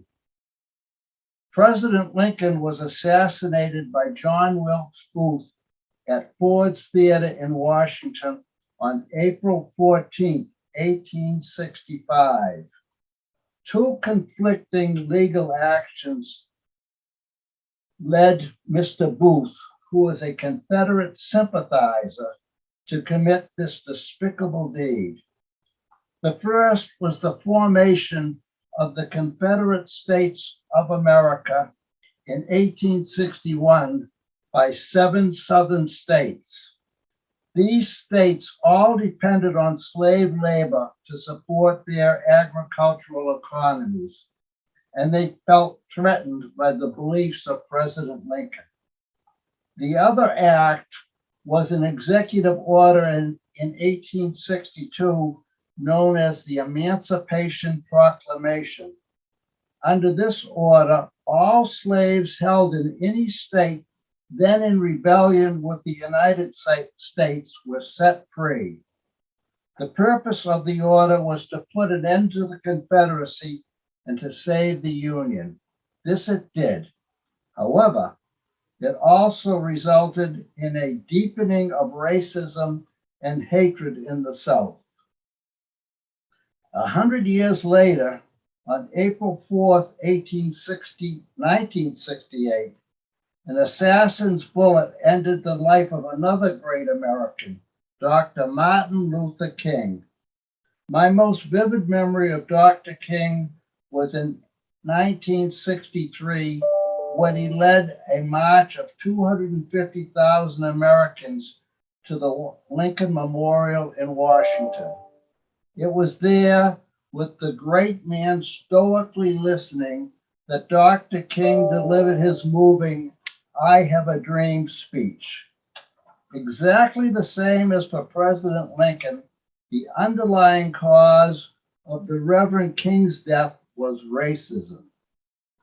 Sadly, the 100-year time span between these assassinations has not yet erased the evil of racism that continues to exist in this country of ours.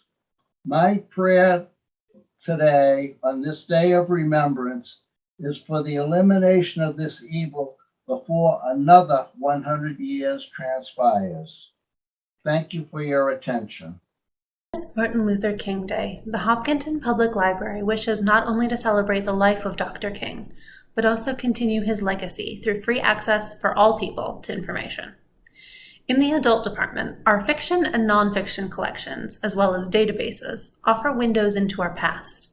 From Martin Luther King Jr. to Judith Heumann and Roxanne Dunbar Ortiz, our histories remind us of the suffering, indignities, and trauma that we and others in our communities have both perpetrated and struggled against. We revisit these stories to create strength and solidarity in our communities as we move forward towards a more equitable world.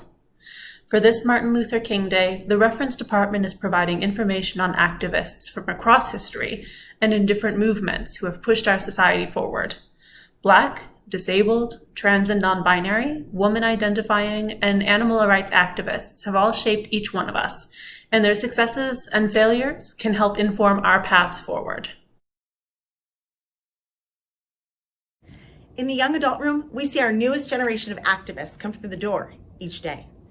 We seek to inspire teens and emerging adults to get in good trouble, necessary trouble, as Representative John Lewis once said. We see the library as a place where our youth can explore the issues that embolden them and then attack those problems head on through changes in legislation, civic engagement, and peaceful protest. For this Martin Luther King Day, the Young Adult Room is remembering Dr. King's March on Washington through the works of those who marched with him, as well as teens who have been inspired by the march to protest the myriad of injustices that still exist today. The teens of Hopkinton do not shy away from challenging tasks. So on this holiday, I challenge you to all follow in the footsteps of those who marched with Dr. King to act, not rest. Follow our teen activists by writing elected officials, helping our communities, educating yourself on current concerns, and standing with those facing oppression. We cannot simply reflect on our problematic past or rely on others in the future to solve our problems. We must emulate Dr. King and use now to act.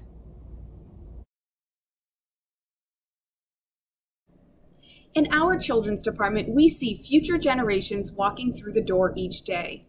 These are children who are sometimes just a few weeks old to children who are as old as 12 or 13. No matter their age, the children's department aims to provide free access to developmentally appropriate materials. This includes fiction and nonfiction collections, which offer an opportunity to provide historical information and education. In honor of Martin Luther King Jr. Day, the Children's Department is providing information on Dr. King and the Civil Rights Movement. We hope our youngest patrons not only learn about such an important historical figure and period of history, but also feel inspired to shape the future from what they have learned. Hello everyone, my name is Shayna Adams. I am with an organization called Project Just Because. We are located in Hopkinton and we are a nonprofit. We offer 13 programs and those are programs that are committed to helping those in need within Massachusetts. Our goal is to provide every person with an experience that is conducted with compassion, one that's respectful of culture and diversity. We have, like I said, 13 programs. They range from a free grocery store program, we have a gluten-free food section, we have the Hopkinton Food Pantry. We are part of 211, which is from Massachusetts. It's a crisis program. So flood, fire, domestic abuse, any kind of situation like that, we can provide services for those. We also have a used clothing section, which is super popular. We have back to school where the kids can come in, they pick their backpack, they get the much needed school supplies to start off their year on the right foot. We have Keep a Family Warm, jackets, gloves, mittens, scarves. We have the holiday gift program. We gave out about 15,000 gifts this year that went to families in need. Also, some hospitals and some local shelters. We have a Basket of Love, Easter baskets, Valentine's Day program, birthday, Thanksgiving Day program, gluten-free food pantry. So the list goes on and we're constantly adjusting that to what the needs are for our community. The one thing I do want to say is our community is everything. We can't do our job without the support of our friends, family, and community, and you guys literally keep our lights on every day. So thank you for everything you've done. We're here to help those in need, and you guys are making it so we can do that. So from the bottom of our hearts, thank you. My name is Dan Cloutier, and I work at the Michael Lisnell Respite Center here in Hopkinton. I actually grew up in Hopkinton too, so it's an honor to be with you today. Now, the Respite Center is a home away from home for so many people. We are a place that provides emotional and physical support for individuals with disabilities and their families. Community is at the heart of everything we do. And this April, we will be celebrating our 25th year. And I've actually had the honor of working here for 20 years. I'm actually in one of our slumber party rooms where we do respite and overnight respites right now. We love being part of the Hopkinton community. We've been so blessed by all the support from the town over the years. So many people have volunteered in our programs. Teens have helped in our after-school programs. Many groups come in and do service projects with us. People donate all kinds of things to us, and we really could not do what we do without Hopkinton's support. one of our favorite things that we do is that all the students at Elmwood School come and visit us for a special disability awareness program. And they get to learn what we do. They get to meet some of the people that we serve. And it's always one of our favorite days of the year. And that's been happening for about 20 years. And that's amazing. This right here is a photo of Michael Lisnow, the child who the center is named after. He was a boy born blind with severe disabilities, but he's really our inspiration. He's the son of our founder, Sharon Lisnow, and our other director, Mary McQueenie, was one of his caretakers early on in his life. And he really just inspires us. And I recommend going to check out his story at our website, hopkintonrespite.org. Just a little brief synopsis of what we do in town. We have an adult day program for people over 22. We have residential services, so group homes in the town. And they're actually located in wonderful neighborhoods that are so supportive of us. We have a great relationship with all our neighbors. Childcare and a daycare, employment supports, and then respite care and after school programming. Those have been affected a little bit with COVID, but we look forward to getting them started up again really soon. So again, the community of Hopkinton has just been awesome to us. And I just want to say something about Martin Luther King Jr. because what he did greatly benefited all of the people in our community too. He pushed equality and human rights that had such an impact on not just people of color, but people of disability too. So we're so grateful to be part of this. His famous quote from the I Have a Dream speech, "I have a dream that one day this nation will rise up and live out its true meaning of its creed. We hold these truths to be self-evident that all men are created equal." And that includes everyone here at the Respite Center and all the people with their abilities and their disabilities. Tonight, I'm actually leading a Zoom class for all our friends. About 25 of us are going to get together, and we're going to be learning about Martin Luther King Jr., and we're going to all watch together his I Have a Dream speech. And it's going to be a lot of fun. And then I actually run music classes too. We're going to focus on some civil rights songs like We Shall Overcome this week in our music classes.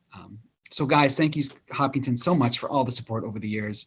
We really couldn't do what we do without you. And we just love being part of the community, and the community has really opened up itself to us. And thank you, guys. I'm Hari Chalapali, and I'm here to represent Such as we gather here to celebrate the life and legacy of Dr. Martin Luther King Jr. South Asian Circle of Hopkinton, or Such, is a local nonprofit organization whose mission is to bring together the collective strength to celebrate the culture and to share the vibrant spirit of the South Asian diaspora of Hopkinton. We do so through community outreach, civic engagement, and by proudly celebrating our respective cultures.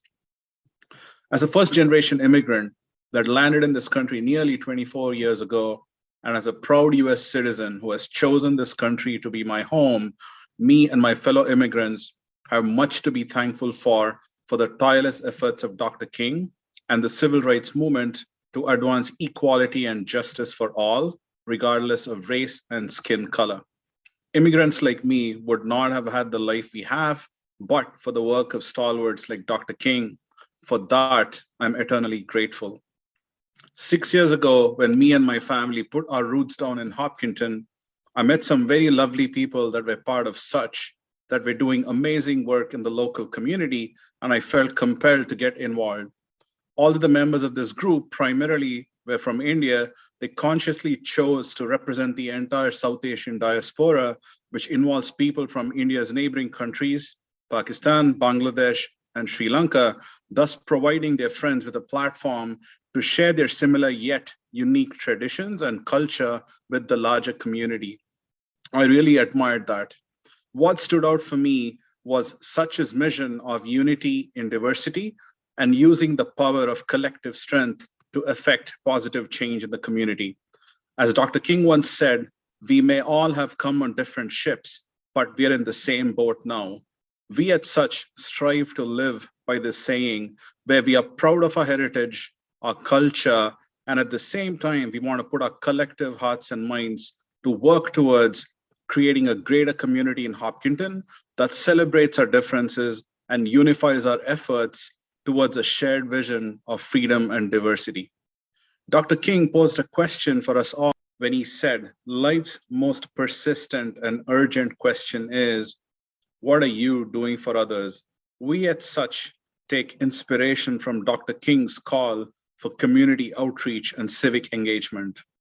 In the wake of the pandemic, in response to issues with food insecurity among fellow town residents, Such raised funds to help Project Just Because in Hopkinton.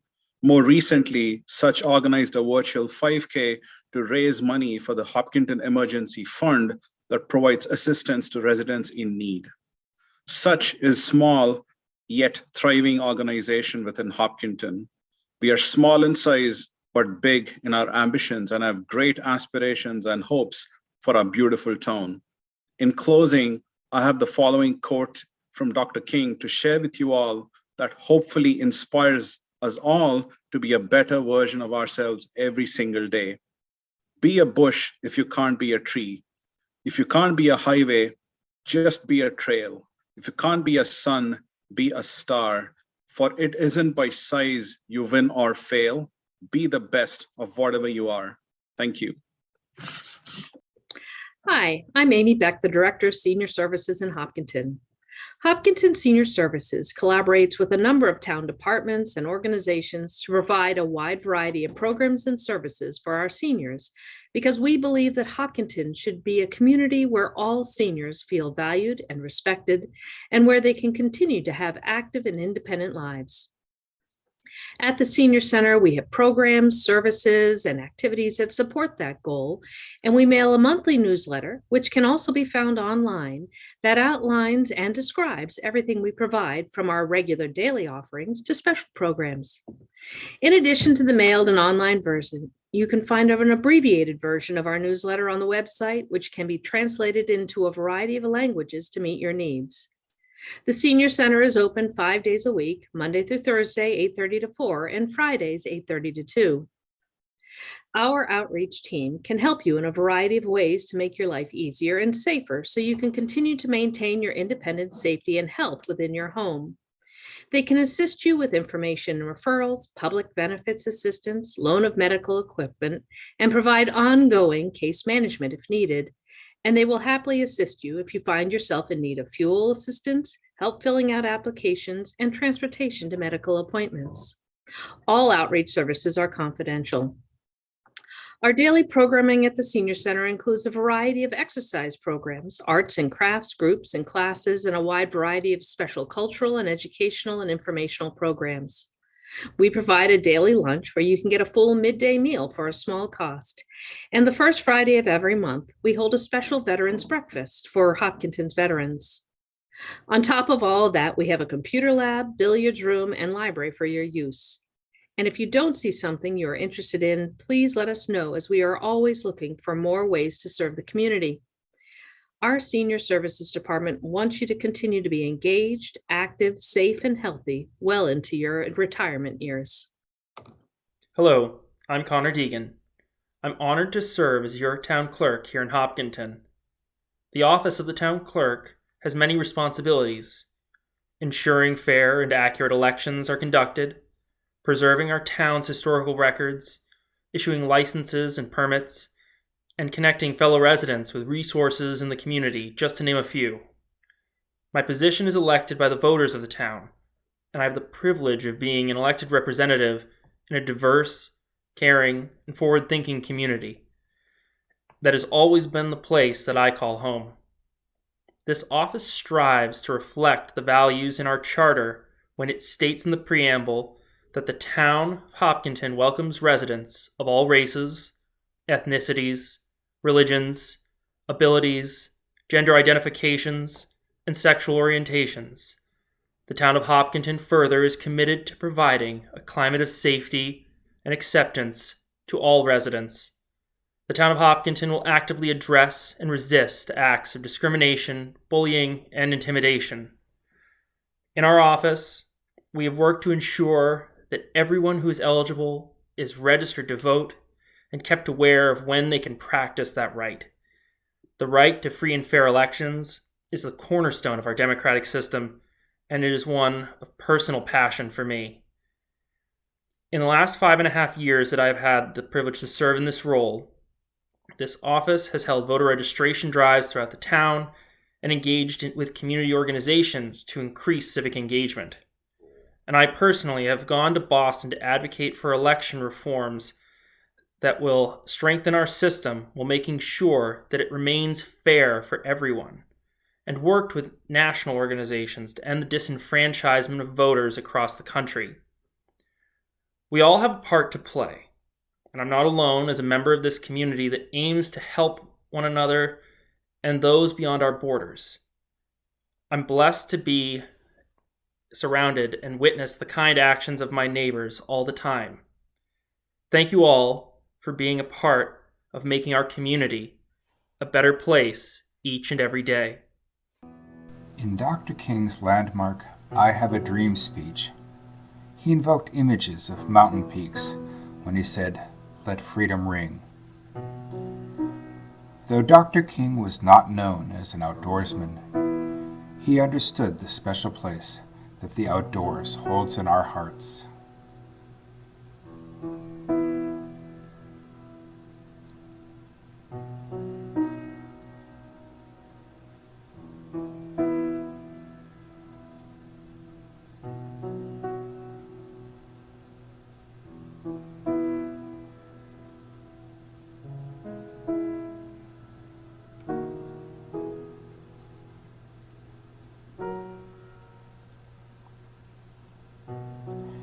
The Trails Club connects the citizens of Hopkinton to the outdoor areas we have in town. Hopkinton has an enviable wealth of open spaces, and it's the Trails Club's mission to promote those spaces. We help build and maintain the town's trails, advocate for the preservation of open space land, and work with the town's government to guide trail policies. But our favorite activity is the program of monthly walks we lead on the town's trails. They introduce folks to trails and areas they may have seen and wondered about, or sometimes never knew existed at all. Combined with our monthly trail workdays, these walks connect the town's residents to their trails and the amazing properties they pass through. They also connect the participants to each other as they meet fellow residents who share their interest in the outdoors.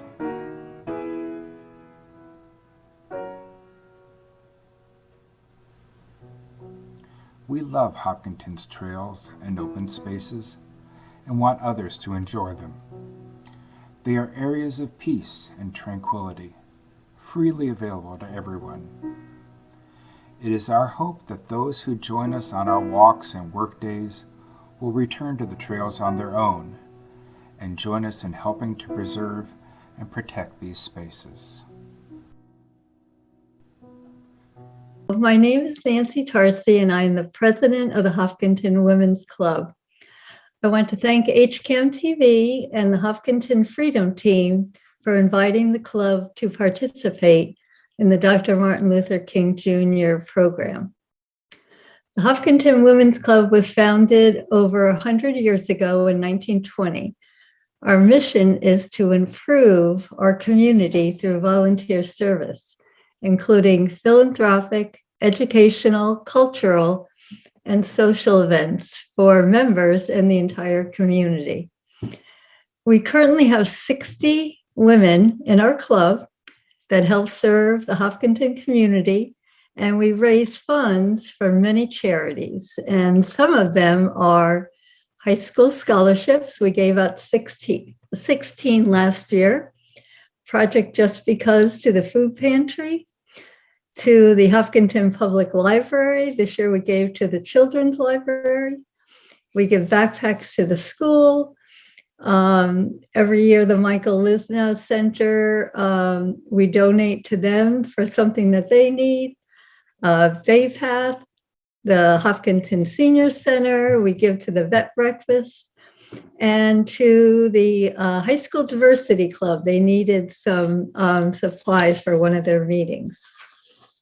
So these are most of the charities that we give to, and the way that we're able to give to them is that we run many fundraising projects. One of our major projects is the community register that every household in Hopkinton receives one of these free.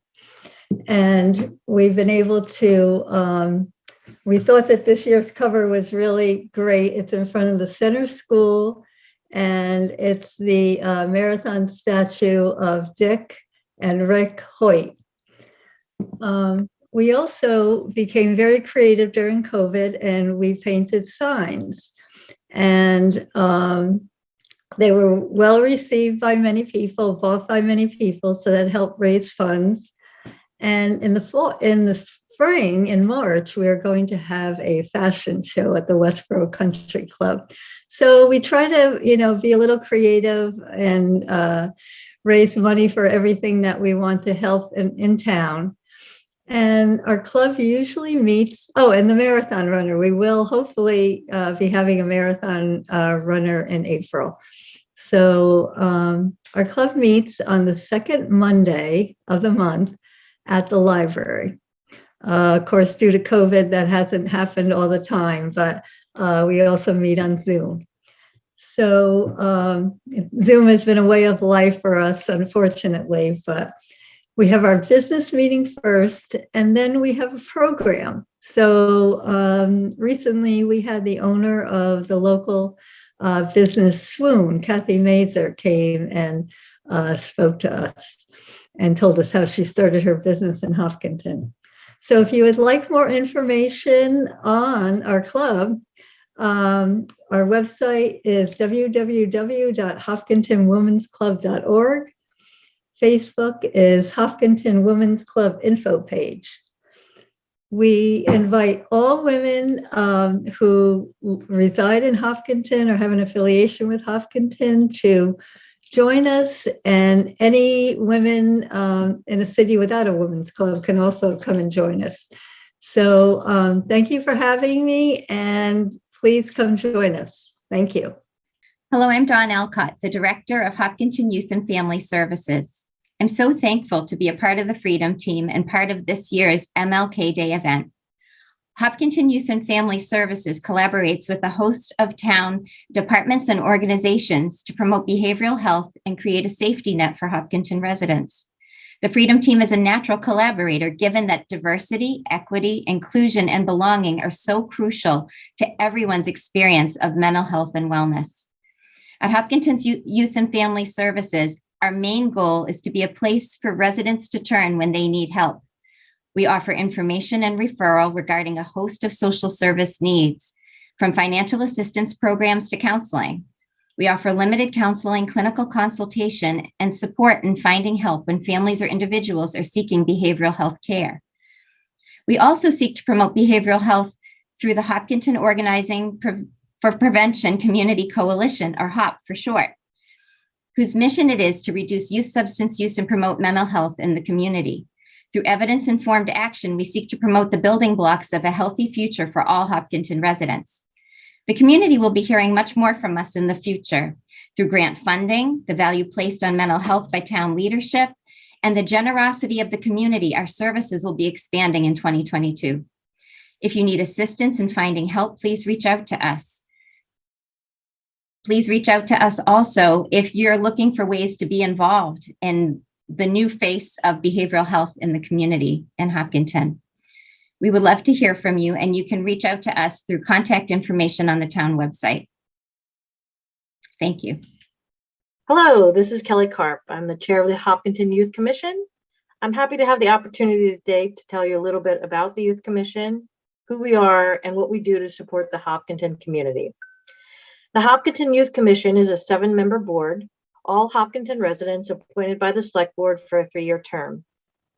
We were established to assist the community in identifying the emerging and ongoing needs of Hopkinton's youth and their families. We are responsible for creating and implementing community-wide opportunities to support the long-term well-being of all youth in town. We work in collaboration with the Select Board, the Town Manager, Youth and Family Services, Parks and Recreation, the Police Department, the Public Library, Hopkinton Senior Services, and the Public School District.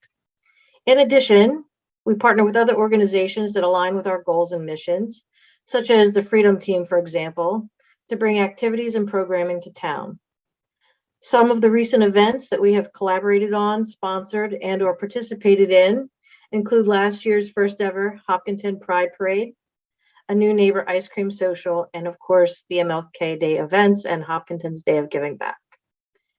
Our overall goals are to promote community education regarding youth and family issues, support programming and events that raise awareness for and encourage healthy adolescent development. As the commission is recently realigned, we are looking very forward to continuing the good work set forth for the community by the previous commission, while also looking ahead to working closely with the town of Hopkinton to bring great support and resources to all of Hopkinton's youth and families. Thank you.